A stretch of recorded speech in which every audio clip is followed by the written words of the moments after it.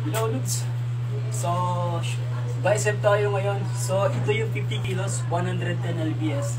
Tingnan natin ulit kung may push natin, no? Pero sasamahan ko ng konting pitik para tulong, no? So, masyado kasing mabigat to, no?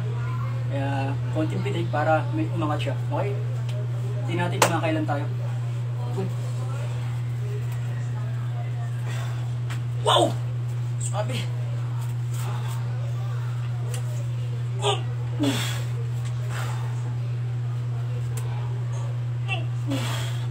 Bigat.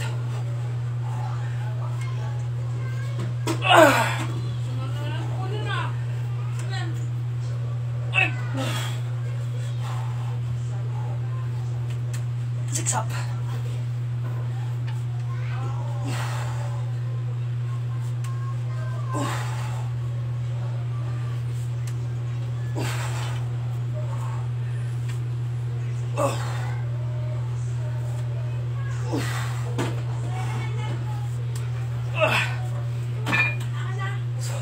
So masyado mabigat, no?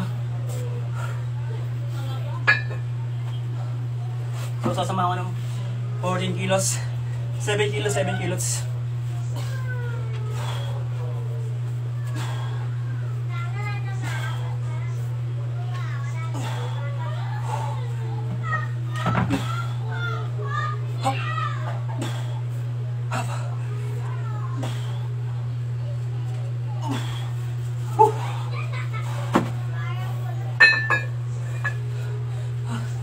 Sabi talaga.